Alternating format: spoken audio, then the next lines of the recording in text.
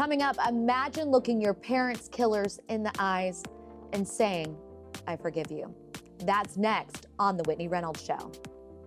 The Whitney Reynolds Show is supported by the Illinois chapter of the American Foundation for Suicide Prevention, whose mission is to save lives and bring hope to those affected by suicide.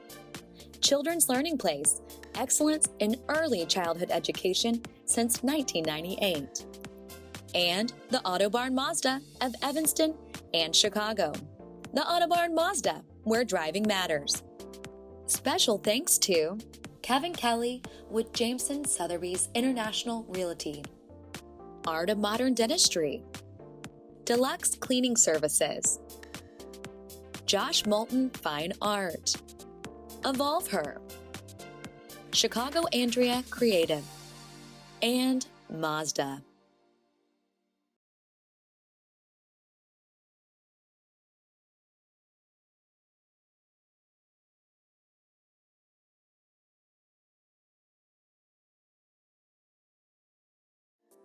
The word forgiveness holds a lot of power.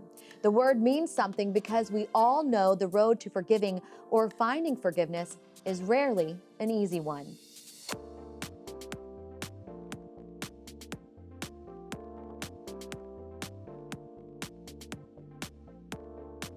You're watching The Whitney Reynolds Show. Forgiving what seems to be the impossible. Our first guest has been on the journey of forgiving his parents' murderers and is creating a documentary to walk people through his tough reality on forgiveness. Let's take a look.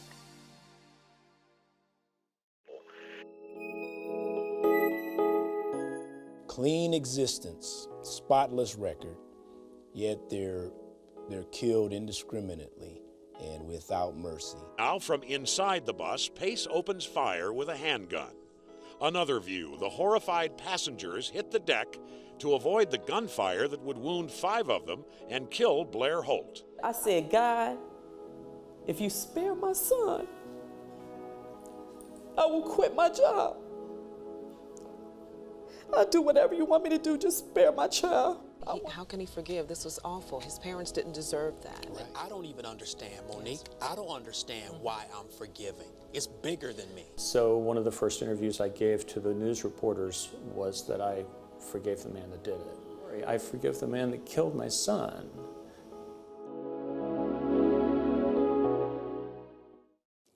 Welcome to the show, Gerard. It's good to be here.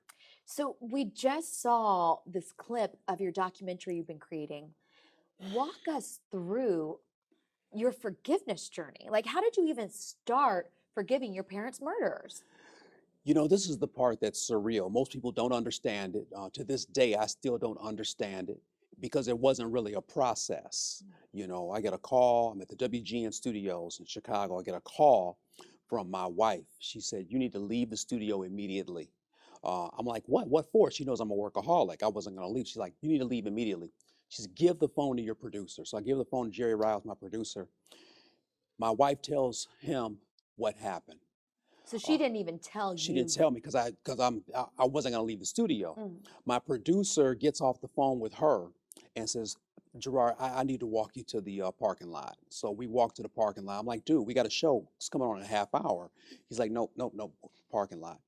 The whole WGN studio was hush.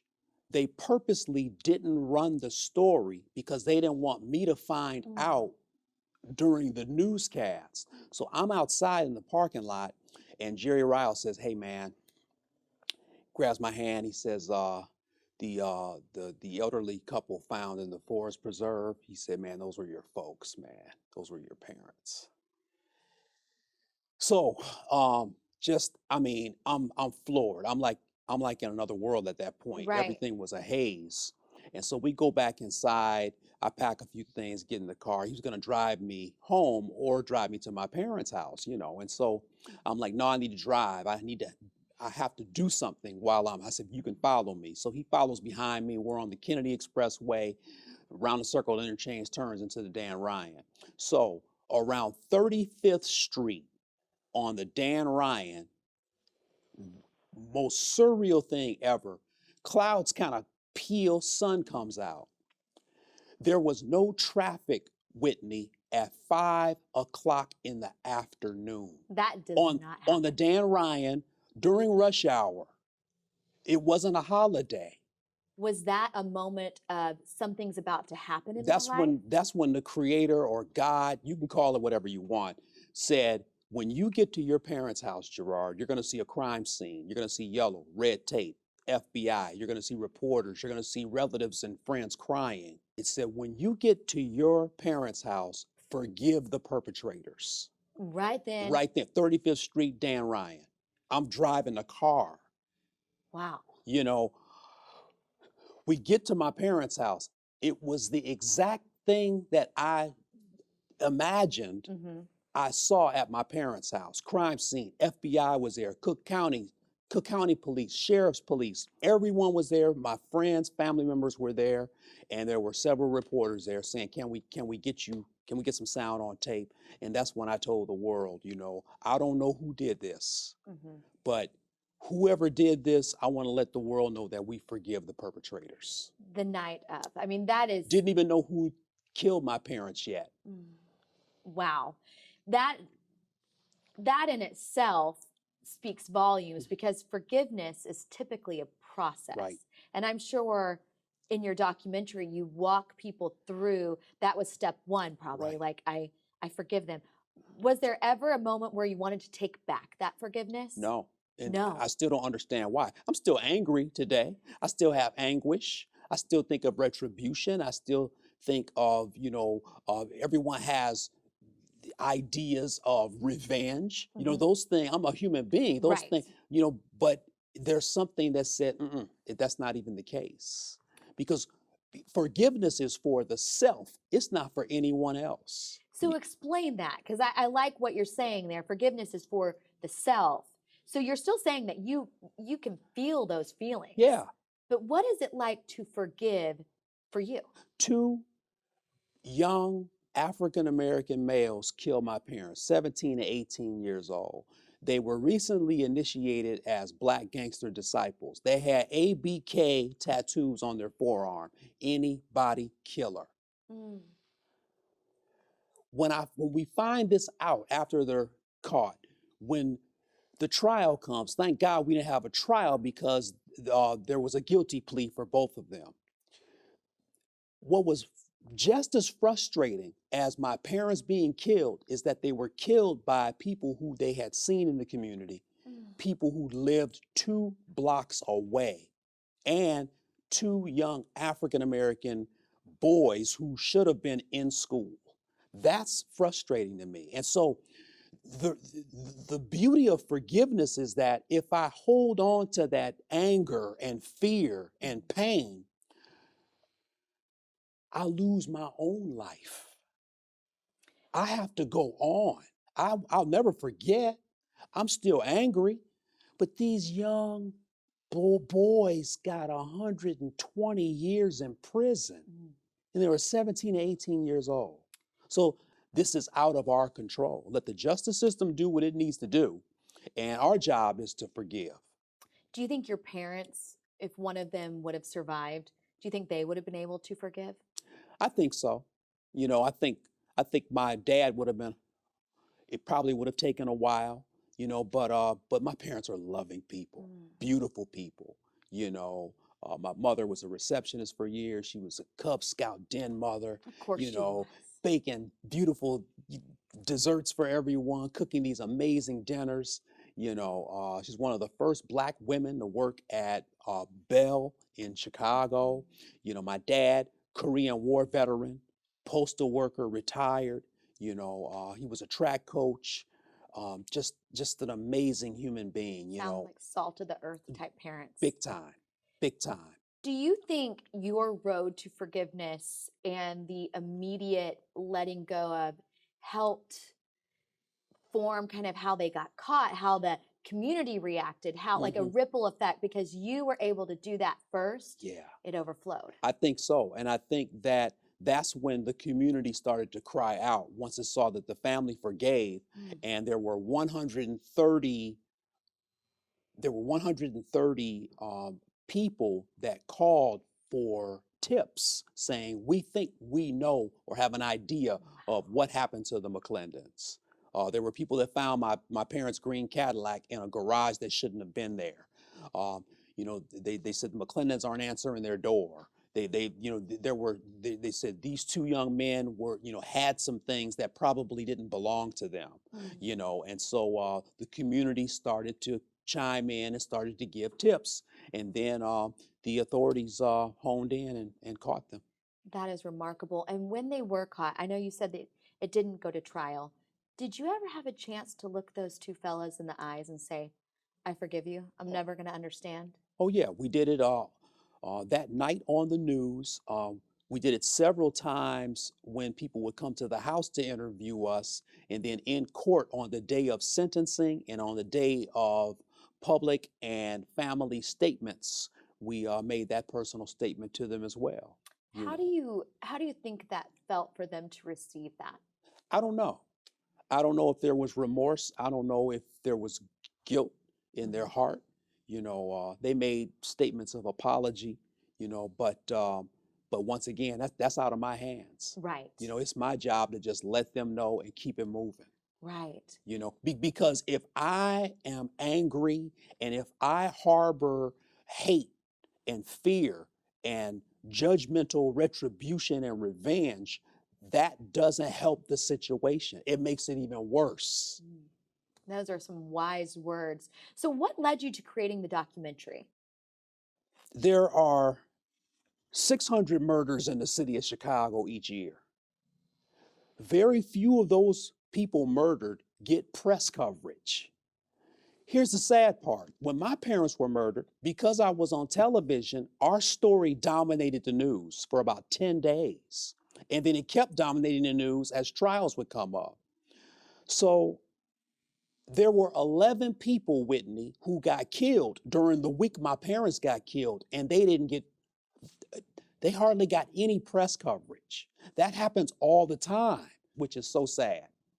Because what if a single mother gets killed? What if another family gets killed? What if a husband and wife get killed and they're not famous? Right. They don't get the press coverage. So we wanted to interview 22 families in the Chicagoland area and throughout the United States who lost a loved one to gun violence. And we wanted to follow their road to forgiveness as well. What was the most interesting thing that you learned from this documentary on forgiveness? That murder should be rare. There's no one on your production crew, there's no one on the block, there's no one that we know. There should be very few people that know a person that's been murdered. But if we go to downtown Chicago right now, get with a microphone and ask people randomly, do you know of anyone, family member, friend, acquaintance that's been murdered? 9 times out of 10, a person's gonna say yes.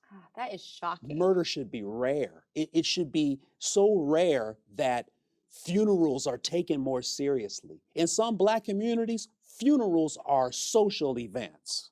It's commonplace. So when murder, the worst crime, is commonplace, humanity has a problem. And with these families that are seeing this, the 22 that you followed, were they all able to forgive like you did? 20 out of the 22 forgave.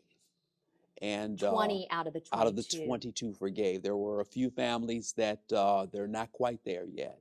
And it's a process. It's absolutely. Wow. What would you like to leave our viewers with on forgiveness? I think, Whitney, that we've all come short of the mark. We all have flaws. We usually hide our flaws, and we elevate and magnify the things that we do that are good. And so there comes a time when we have to realize that we're flawed, and because we realize that we do have insecurity and flaws, that's the very reason why you forgive others that trespass against you. That is amazing. Yeah. So you're saying that it's even a look at yourself and how forgiveness would overflow personally. Absolutely. Many times people look at biblical text or religious text as a window when it should be a mirror. I'm not looking out the window at what someone else is doing. Let me look in the mirror and see what I'm doing. Oh, that is powerful. And that's how you forgive, because you know you're not perfect. And you, on this forgiveness, I mean, it's still remarkable to think that you were able to do it in the moment, on the way there. And then just what a light that's kind of opened up for people to see that it can have that ripple effect. Oh, yeah. Very powerful. Oh, yeah. People profess their religious and, pious beliefs until they're tested and challenged. That's when you really know where a person's spiritual connection is, in the worst times, not the best.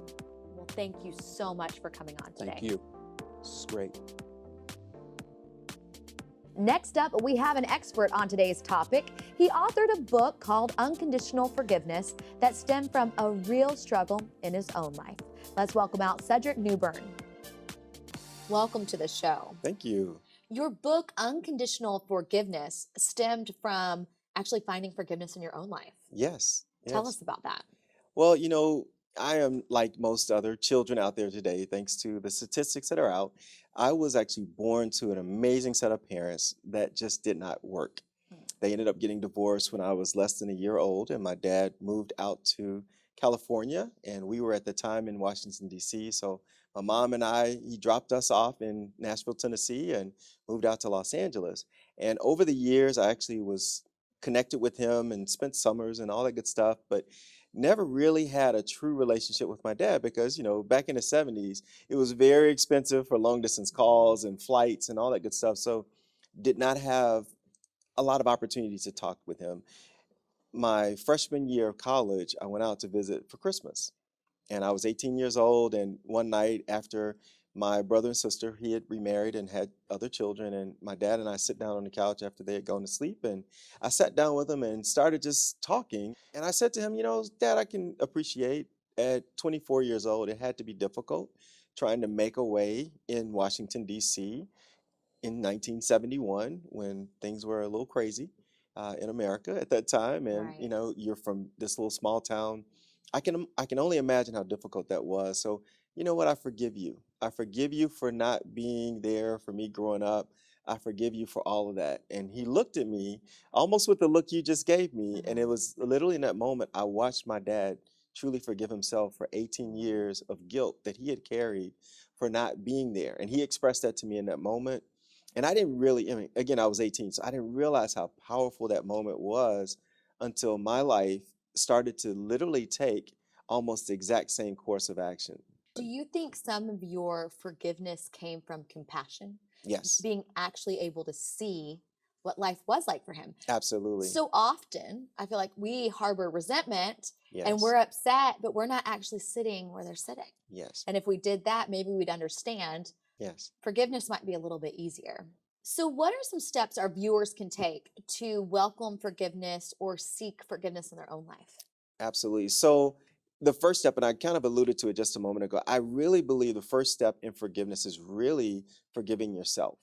Oftentimes we find ourselves in situations where we're hurt by someone else, and there's a lot of guilt on our end because we're like, how did I let this happen? How did I let this person get that deep into me? How did I allow myself to be that vulnerable? Or whatever the story that we're telling ourselves that keeps us from saying, you know what, I need to forgive them. So, you're saying before we forgive others, we actually got to look inward and forgive We ourselves. have to look inward first. That's powerful. And that's a challenge because oftentimes the other person, and I have to say this, forgiveness is not letting the other person off the hook for what they did. It's letting yourself off the hook for being hurt by what they did. And so if you're constantly worried about what they did and expecting an apology, there are people, unfortunately, that are dead and gone that will never, ever apologize to us. So do we harbor that resentment forever, or do we let it go? So Wow. the first step is forgiving ourselves so that then secondly, we can forgive them.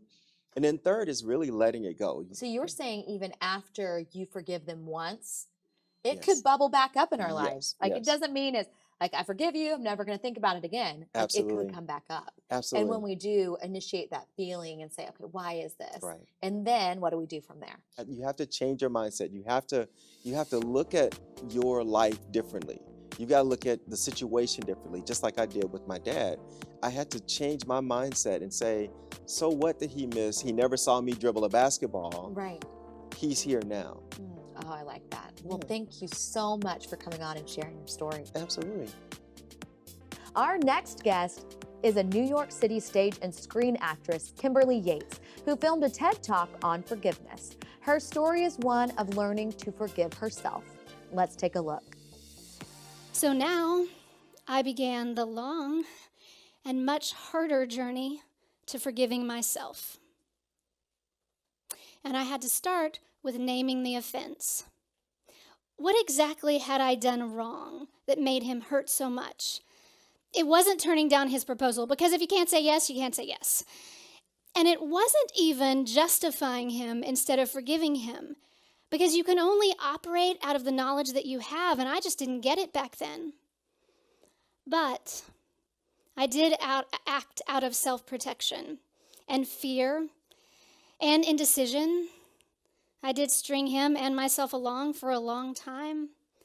And if I'm really, really honest with myself, I was more interested in what I could get from the relationship than what I could give to it. You have to name the offense specifically, because then you understand how much the forgiveness costs. Forgiveness starts with truth. It's ushered in by love, and it leads to freedom. Welcome to the show. So we just watched your talk, and it was about forgiving yourself. What was that process like for you? It was specific, which surprised me. I think one of the most important things when you're forgiving anyone is to really define for yourself what it is you're forgiving. Like, what did you do wrong that hurt someone or hurt yourself? When you say get specific, you're like actually saying name the offense. Absolutely. Because that helps you figure out, first of all, if you even need forgiveness, or maybe it's not even your fault. And it also helps you not repeat the behavior. If you just forgive yourself generally, like, oh, I'm going to do better, that's not really helpful. But if you can say to yourself, oh, I procrastinate, and that's why I let them down, then you can stop procrastinating in the future. With getting specific, for you, how did you get to that point? Well, after I broke up with my long-term boyfriend, which is what kind of led me into this whole self-searching time, what actually happened was I got a traumatic brain injury 2 weeks after our relationship exploded. And so I had a lot of time lying in bed, 4.5 months to be specific, to think about what I'd done. And it was actually on a trip from the restroom back to the bed that it just popped in my head that I had never forgiven him. So I started thinking about forgiving him, and then I started thinking about forgiving myself for not forgiving him. It was this whole crazy circle. And so I prayed a lot, I journaled a lot, and I looked at events and tried to get to the bottom of what was my motive under that, or what was the kind of thing that I did wrong. Wow, I love like the gift of the pause. And I've used this a couple of times in our show where like so many factors in our life, if we just hit pause, we can see so much more. Do you agree that it was probably just taking that time, even though that wasn't like time that you necessarily picked for yourself? I mean, you were recovering, but was it taking that where it was just like the floodgates opened? I think the gift of the pause in my case was I didn't even choose to pause, right? Like the accident made me pause. And there's something about listening to those signals and trying to cooperate with what's happening, the rhythms of the universe, the rhythms of grace. And I think that's the biggest thing under forgiveness is grace. And that grace leads to freedom. And if you are living under judgment for someone else or yourself, this heavy, heavy burden, you cannot be free and you cannot move forward. And that's actually the name of the game. So often when we think of forgiveness, we think it's about the past, but really it's about the future. Such wise words. Thank you so much for coming on with us.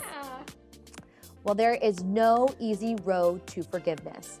But as each of our guests said, when you find forgiveness, when you forgive those who hurt you, or when you forgive yourself, you find freedom and you can begin to move forward. And forward is always a good thing. For more information on today's show, visit WhitneyReynolds.com.